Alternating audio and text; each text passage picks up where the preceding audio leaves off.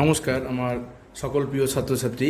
আজকে আমি তোমাদেরকে মার্কেটের প্রজেকশন সম্পর্কে বলবো এবং এটা খুব সহজভাবে ম্যাথমেটিক্যালি ক্যালকুলেশনও করব এবং পরে তোমাদেরকে এই অঙ্কন করেও দেখাবো যে কী করে এটা আঁকতে হয়। তো আশা করি তোমাদের ভালো লাগবে। তবে আমি এই প্রজেকশনটা যখন তোমাদেরকে আজকে ক্যালকুলেশন আমি করব তখন আমি ইংরাজি এবং বাংলা দুটোই পাশাপাশি লিখব, তাতে তোমাদের সুবিধা হবে। বিশেষ করে যারা 11-এ রয়েছো তোমরা বাংলাটাই লিখবে, কোনো ব্যাপার না, তোমাদের বাংলায় লিখলে ও হবে। আর যারা বিশেষ করে কলেজে আসো তোমরা তো অবশ্যই সেটা ইংরাজিতেই তোমরা লিখবে। তো আমি দুটোই থাকবে, তোমাদের পছন্দ মতো তোমরা লিখবে। তবে ইংরেজিটা লিখলেও ছোটোগুলো সেটা তোমরা লিখতে পারো, অত কঠিন না।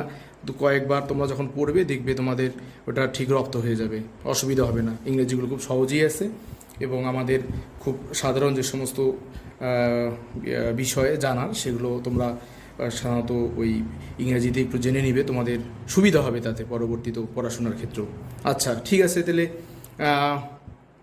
তোমরা সবাই একটু মনোযোগ দিয়ে শুনবে এবং ক্লাসটা করবে এবং প্রথম থেকে এবং শেষ পর্যন্ত তোমরা অবশ্যই আমার সঙ্গে থাকবে। আশা করি দেখবে তোমরা খুব সুন্দরভাবে তোমরা এটাকে উপস্থাপনও করতে পারবে নিজেরাই। আচ্ছা, চলো তাহলে আমরা আজকে আলোচনা করি মার্কেটের প্রজেকশন। আচ্ছা, মার্কেটের প্রজেকশন একে সিলিন্ড্রিক্যাল অর্থোমরফিক প্রজেকশনও বলা হয়।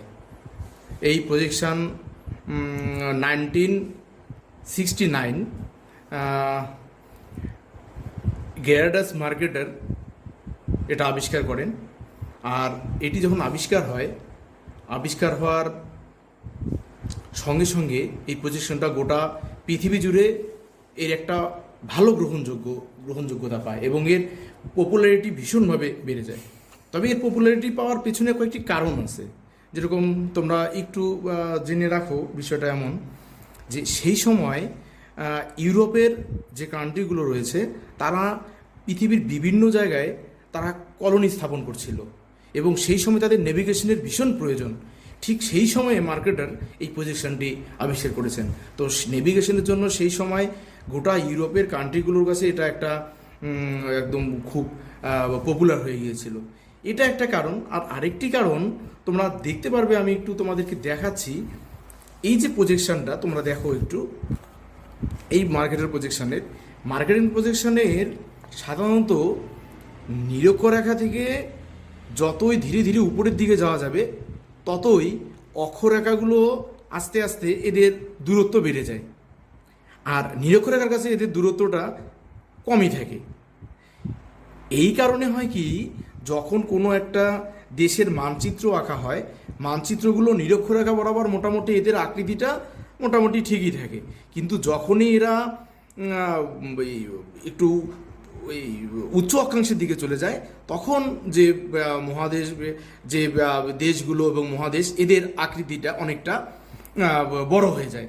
মানে বাস্তবে দেশগুলো ছোট, কিন্তু এই মার্কেটের প্রজেকশনে যখন আঁকা হয় সেই দেশটাকে বড় দেখায়। এবং গোটা পৃথিবীতে যখন এই ম্যাপগুলো যখন ইউরোপের বিভিন্ন দেশগুলো যখন বই আকারে যখন প্রকাশ করলো, তখন সবাই দেখলো না রে, দেশগুলো তো অনেক বড় বড়, মানে অনেকটা সবাইকে অনেকটা মানে বোকা বানানোর মতনই বিষয়টা। তো যেমন গ্রিনল্যান্ড আসলে এত বড় না, কিন্তু মার্কেটের পজিশনে আঁকলে গ্রিনল্যান্ড অনেক বড় দেখায়, দক্ষিণ আমেরিকার মতো এত বড় চলে আসে, তার থেকেও তো বড় দেখায় এরকম। তো এটা তো এই যে আকৃতি দিক থেকে যে দেশগুলো একটু বড় দেখানো, এটা ওই সময় ইউরোপের যে কান্ট্রিগুলো ছিল তারা এটা ভীষণভাবে এটা গোটা পৃথিবীতে তারা দেখিয়েছিল এই ম্যাপটার আকারে।